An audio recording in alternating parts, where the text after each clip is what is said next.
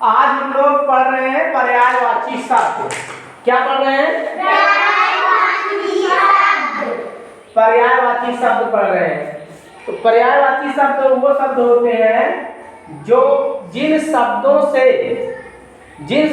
से एक ही वस्तु या किसी चीज का बोध हो उसी को पर्यायवाची कहते हैं।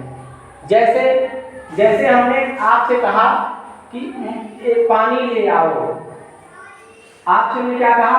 पानी ले आओ। क्या मंगाया हमने? पानी। अगर आप जाएंगी और नल से पानी लेके आएंगे ना, अगर आपसे कोई कहे जल ले आओ, क्या कहेगा? जल ले आओ। तब भी आप जाएंगे नल से पानी वही लेके चली आएंगी ना। तो पानी और जल दोनों एक ही चीज है ना। समझ रहे बात? क्यों बच्चों? भाई पानी जब हमने मंगाया तब भी आप वही एक गिलास भर के लाए नल से। जब हमने कहा जल ले आओ तब भी आप वही एक गिलास नल से भर लाए। यानी जल जो शब्द है और एक शब्द पानी है, ये शब्द है ना, जल शब्द और पानी शब्द, ये दोनों शब्द का जो अर्थ है, जो भाव है, वो एक ही चीज है। तो इसीलिए पानी का पर्यायवाची ये होगा जल और जल का पर्यायवाची पानी होगा। अगर कोई कहे पानी का पर्यायवाची क्या है, तो जिससे पानी का अर्थ निकले वो सब जो है उसके पर्यायवाची होंगे। जैसे हम कहते हैं पानी का पर्यायवाची क्या क्या होता है, तो जल का पर्यायवाची क्या क्या होता है, कोई बता पाएगा? नीर है, वारी है ना, अम्बु है। लेकिन आपको जानकारी होगी तभी तो। कोई कहेगा मुझे नीर चाहिए, तो नीर जानती नहीं हो रहोगी आप लोग ना, तो नीर कहीं लिखा हुआ मिल गया तो आप समझ जाइए कि उसका मतलब क्या है, जल है। ठीक, समझ गए पर्यायवाची का मतलब क्या होता है? और देखते हैं हम लोग। जैसे हमने कह दिया कि जो है आग, हमने क्या कहा? आग कह दिया। आग कह दिया, आग। और किसी ने कहा अग्नि है, अग्नि।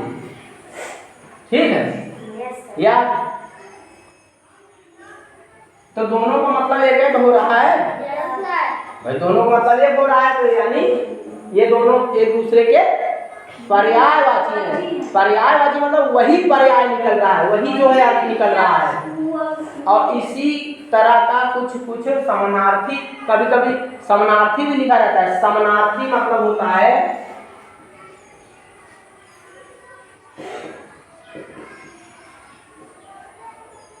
समानार्थी होता है ना, समानार्थी शब्द।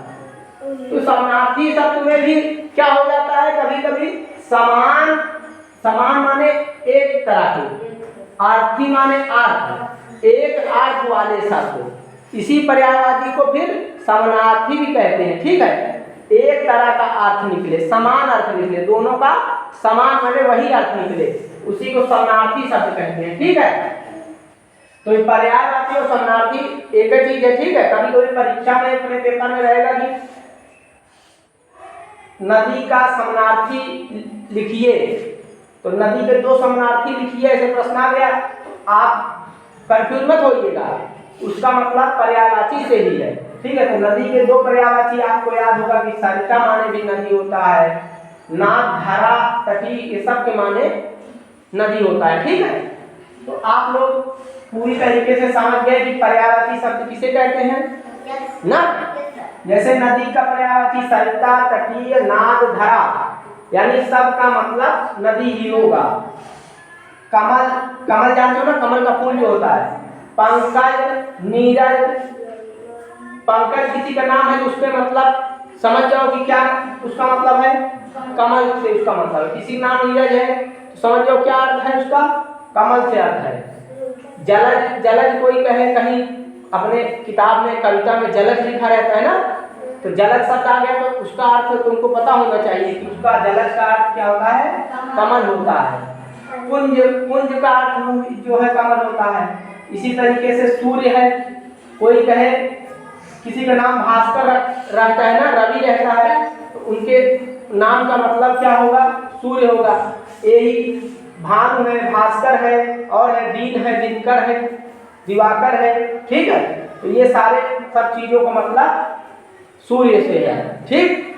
तो सूर्य के ये सब पर्यायवाची हो जाएंगे। इसी तरीके से घर है, हम कहते हैं मकान, मकान है, आवास है, बंगला है ना, निवास है, सब एक जहाँ आदमी रहते हैं ना उसी को तो कहते हैं। तो सब कहे कि मतलब नहीं कर रहा है। इसी तरह पेड़ का पर्यायवाची वृक्ष है, तरु, पर्ण, वनस्पति, ये सब जो है इसका मतलब पेड़ से है।